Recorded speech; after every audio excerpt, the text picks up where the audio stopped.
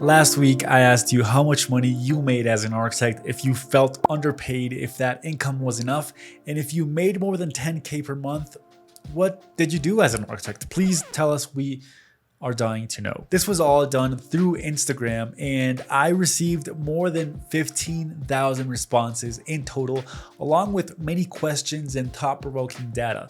I know that 15,000 maybe isn't that much considering the number of architects globally. Nevertheless, it's still a portion where we can draw some evidence. So today I want to share these answers and talk more about architects' money. Here we make videos on how architects communicate their ideas visually. However, I think understanding the financial situation or getting to peek into colleagues and how they are doing can motivate or at least clear up some doubts for many of us. Grab a cup of coffee and let's start.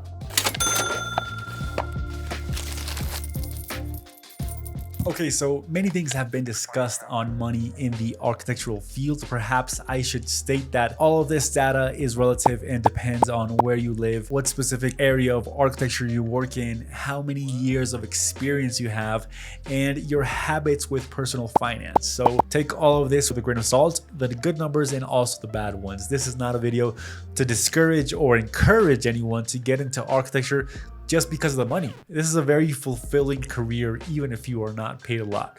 Having that said, let's get into the nitty-gritty info. How much money do you make as an architect? For this question, I received almost 4,000 answers, and 34% said they earn between $200 to $500 per month. 19% said they earned around $600 to $1,500 per month. Another 19% made around $1,500 to $3,000 per month. 12% among $3,000 to $5,000 per month, and 15% earn between $5,000 to $10,000 per month. Those were a lot of numbers, and let's just take a moment to process them. I now remember when I was studying for my undergraduate degree and started working in an architectural office, my first salary was around $250 per month, which was 2014, 2013. Now take in mind that I live in Colombia and that was the minimum wage. Thankfully, I lived with my parents and I didn't need to obtain more at the moment. I think I had the option to bring in much more as an English teacher. However, I wanted to work at an office and acquire some work experience. Still, this doesn't erase the fact that it is a low starting salary, and that is the harsh truth that many of us have to face. And I don't think it's fair at all for the volume of work that we have to put in as interns or as junior architects. Yet sadly, that is the current situation. Of course, the minimum wage will vary depending on the country you are in, and it will get higher if you are, for example, in the US or in the UK compared to India or Colombia. According to Indeed.com, an average base salary for an entry-level architect in the US is around $4,400, which rounds up to around $63K per year. And an average salary for an entry-level architect in the UK is $1,750, which rounds up to about $21K per year. So as you can see, these numbers don't mean that much if you don't know what country they are from. Looking at the insights from my Instagram, almost 30% of the followers are between the ages of 18 to 24 and 50% in the ages of 25 to 34, which means they are all relatively young and have less than 10 years of professional work experience. A factor which is very important when your employer determines your salary. Likewise, most of my followers come from countries like India, the United States, Mexico, Turkey, and Brazil. So we can conclude that the answers are pretty varied and are not just a median of a particular region. An engaging way to contrast this information and see what that number means for the people who chose a specific option can be by asking them if they feel underpaid, overpaid, or are content with their salary amount.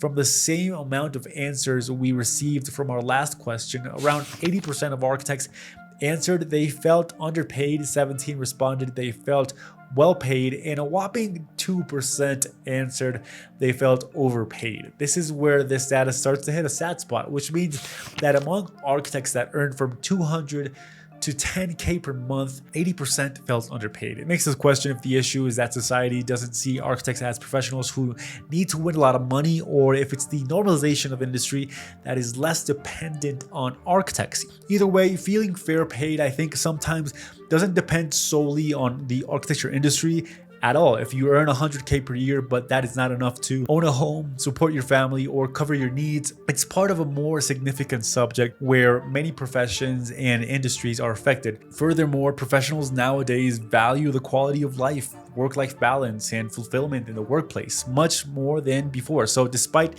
if you are being compensated correctly according to your experience, you will never be satisfied if you don't feel good at your job, which is a new concept in the workforce. However, that is an enormous subject altogether. And again, if you are earning, for example, 2K per month and would like to move to countries where the average salary for architects is around 5K per month, you have to consider the cost of living in that area. If the wages go up, the basic expenses correspondingly go up. That is why when we asked if concerning your cost of life, your salary as an architect is enough, over 40% answered they felt it was barely enough. Another 40% responded it was not enough, 15% answered it was enough, and 2% thought it was more than enough. Nonetheless, when asking if you would move to another country to improve your salaries, 70% said they would and 9% said they had done it already. I have recently been thinking of moving to another country, not necessarily for the money, but because I want to live in a place that has overall better quality of life. And of course, if I were to work as an architect, I would be compensated better than if I worked here. And to be honest, this is one of the main reasons I stopped working for architectural offices here in Colombia. From my experience and the experience of other colleagues, the salary just wasn't equivalent to the amount of work we were putting in despite 3 to 4 years of work experience. I haven't fully decided yet if I'm leaving, but indeed it isn't an easy decision to make. Yet if I were to make it, I would probably go to the US due to distance. So you are probably asking yourselves, okay, Steven, well, this doesn't look promising. Is it worth it to keep studying? How can I get more than 10K per month? Does this mean I have to leave my country? Well, no. I mean, I asked one last question. If you earned more than 10K per month, what did you do?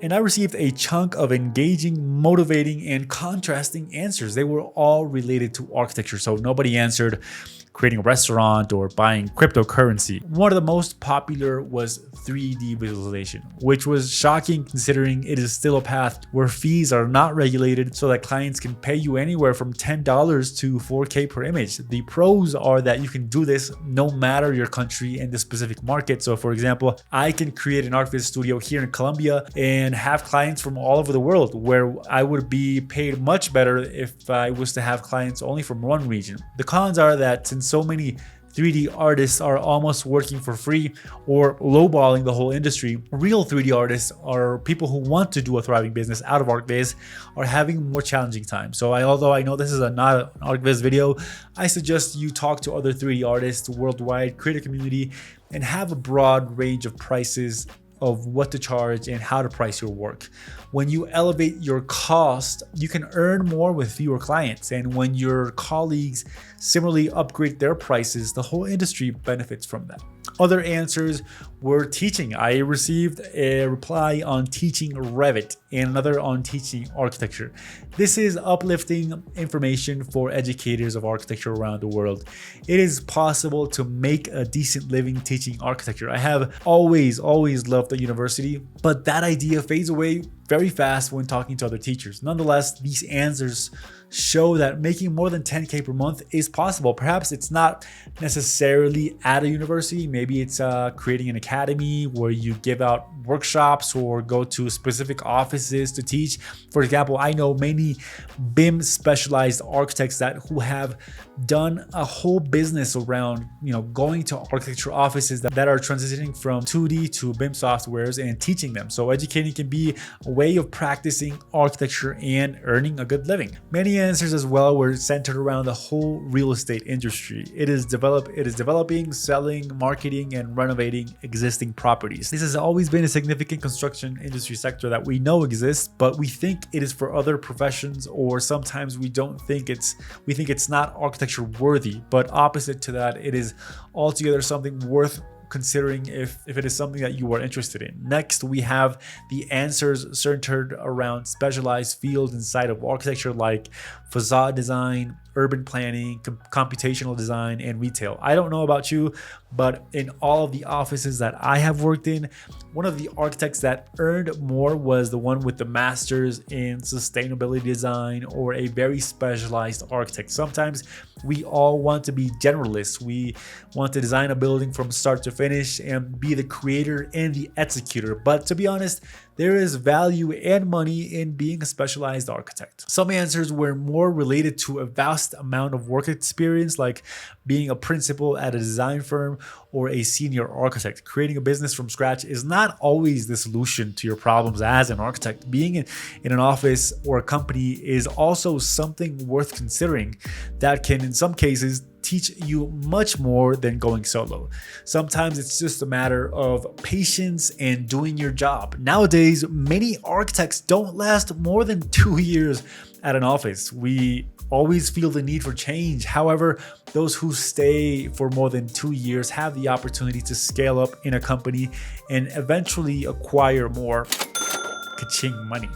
Finally, there were some answers related to content creation, which I thought was inspiring. I want to be honest with you guys.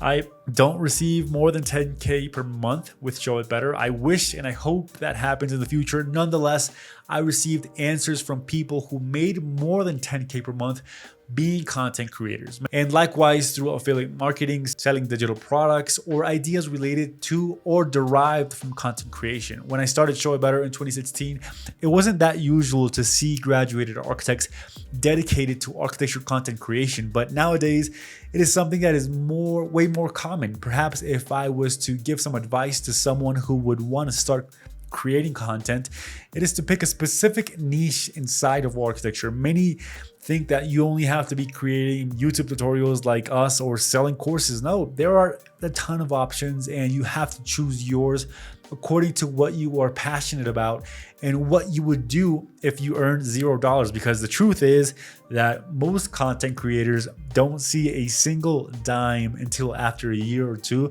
It is not something we can all chase or have the patience to do, but overall, it's very gratifying. This video would not be complete if I didn't ask you as well watching the video, how much do you earn as an architect? What do you specifically do and what country are you from? If you can comment on that below and maybe talk with people from other countries or other fields inside architecture, it would give you some insights into the profession. And again, I want to emphasize that I took this info out of an Instagram survey with 15,000 answers. So this is not the case for everybody, but if you want to get more information, you can always visit national architectural websites from the UK, US, or your country and see the last surveys on how much an architect earns. You can also compare this by looking for a job as an architect and contrasting different incomes for each job posting. You can get a general feel of how much you would earn as an architect with your work experience.